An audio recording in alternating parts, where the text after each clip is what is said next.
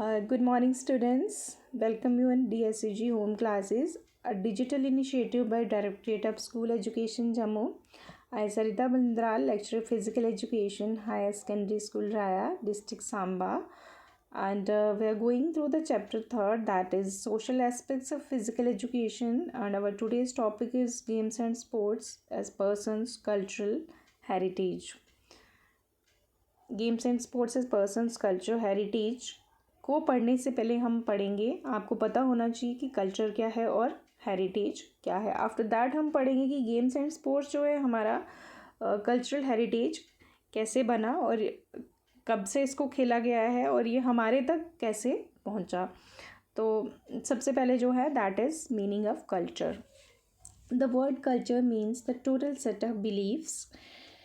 जो हमारे बिलीव्स हैं, customs, a way of life of particular group. किसी भी पर्टिकुलर ग्रुप में जो उनके बिलीव्स हैं, उनके कस्टम्स हैं, उनकी और उनकी लाइफ जो है वो जीने का तरीका है.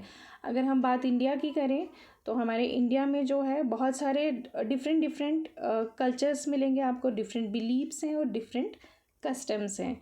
और culture represents the influence of the society.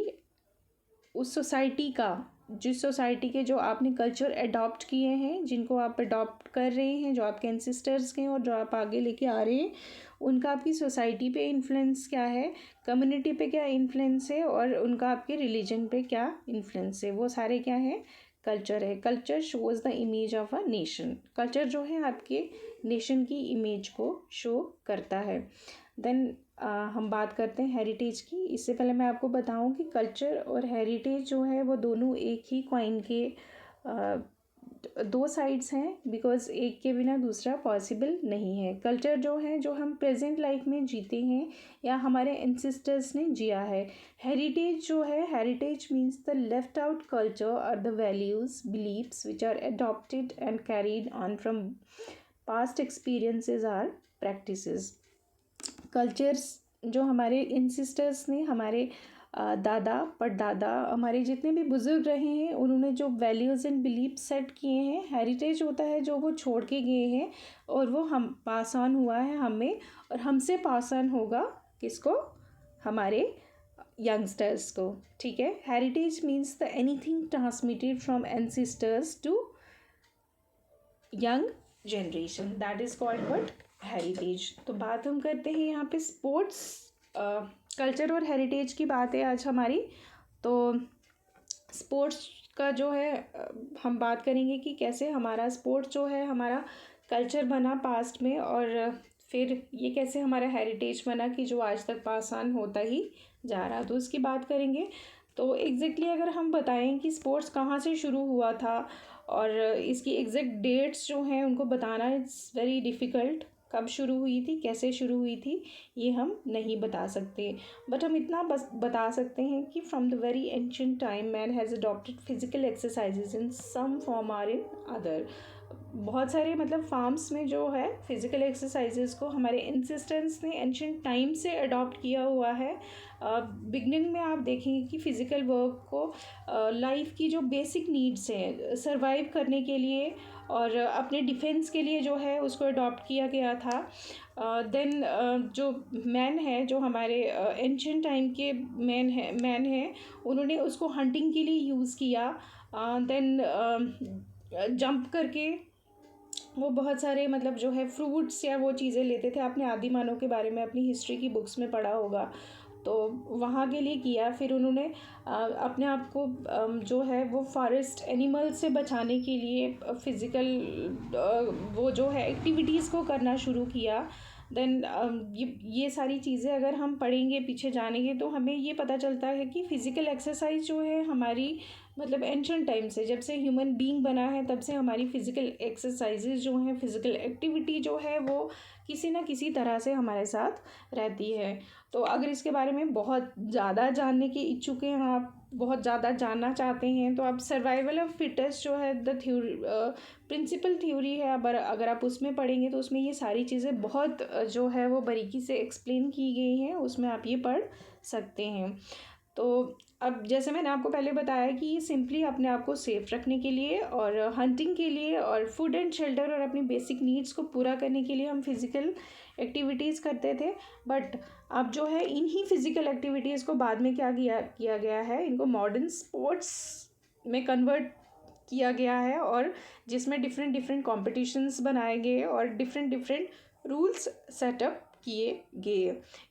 Games and sports जो है वो आज की डेट में मतलब कहा जाए बहुत इसका बहुत ट्रेंड है, हर कोई अडॉप्ट करना चाहता है। बट अगर ये कहीं से आया है तो ये हमारे एंसेस्टर्स की ही देन है, जो generation to generation pass on हुई है और आगे भी पास ऑन होती रहेगी। तो this is known as what cultural heritage of sports and games.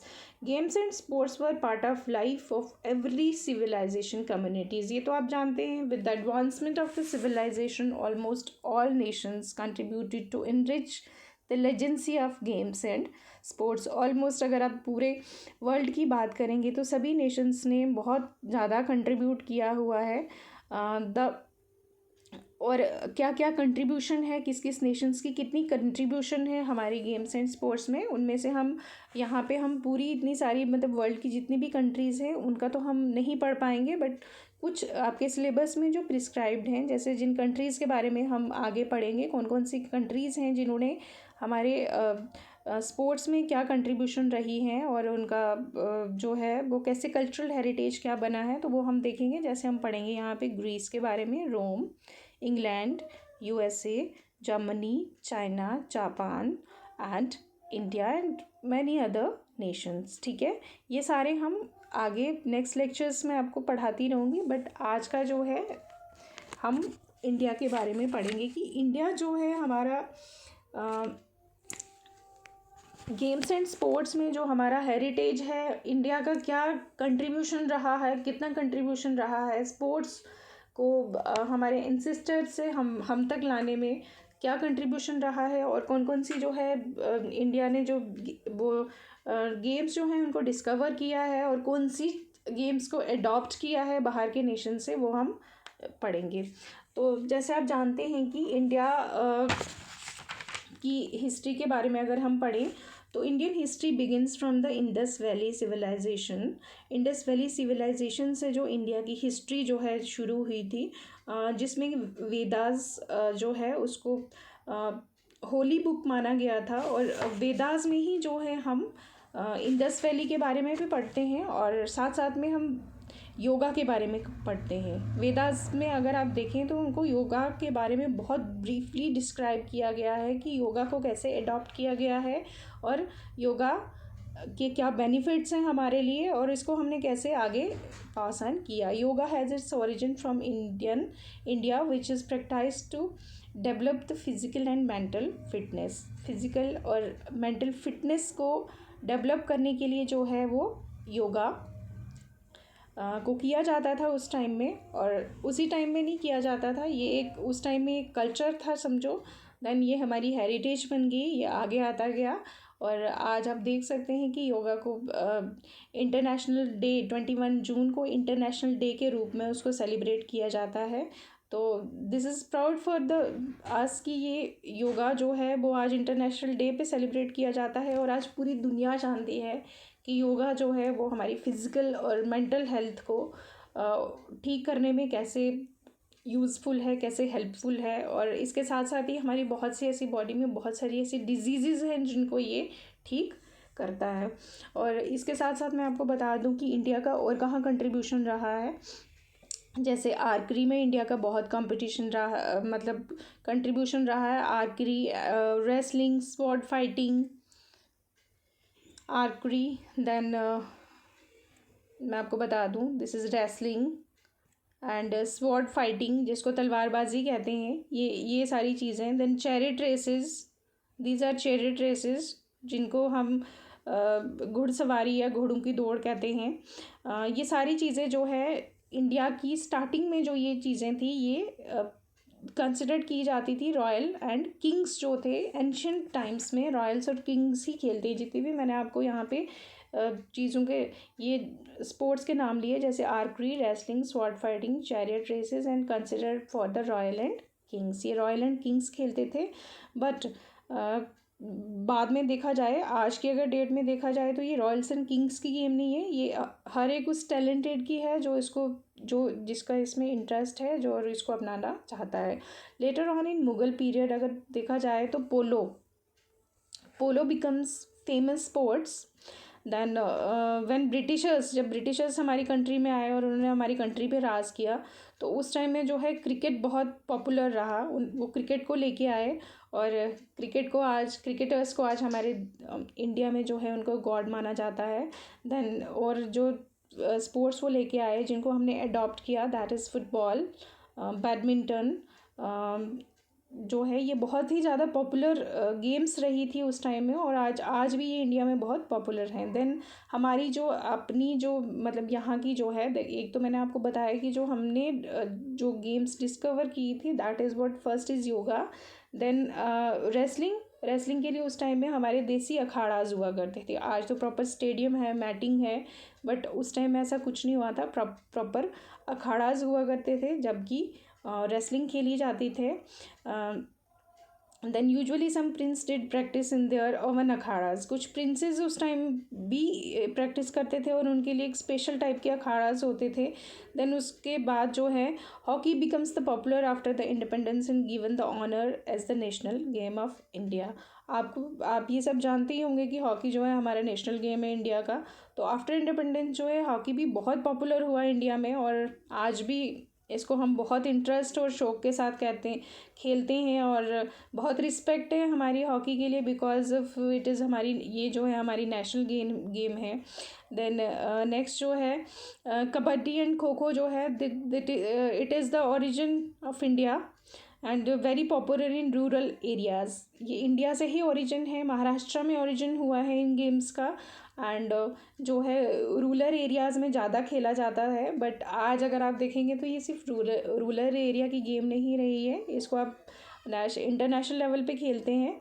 और उस टाइम में ये गेम्स जो है फेस्टिवल्स और के लिए खेली जाती थी, और इनके लिए एक हाई रिस्पेक्ट होती थी।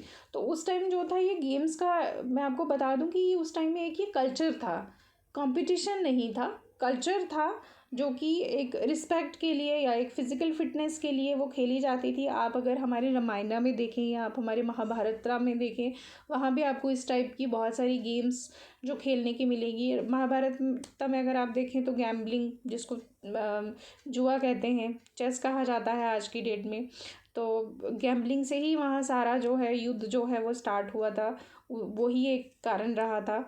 तो मतलब जो कल्चर था वो हेरिटेज बन के जो आगे आज ट्रांसमिट हुआ, तो आज इन्हीं गेम्स को बहुत बहुत पॉपुलर हैं और इनको खेला जाता है एक प्रॉपर सेटअप के साथ, प्रॉपर कॉम्पिटिशन्स के साथ। उस टाइम में ये सिर्फ एज ए रिस्पेक्ट खेली जाती थी, बट आज ये प्रॉपरली कंपटीशन और बहुत सारे साइंटिफिक वे से और बहुत मॉडर्न टेक्नोलॉजीज़ के साथ इसको खेला जाता है।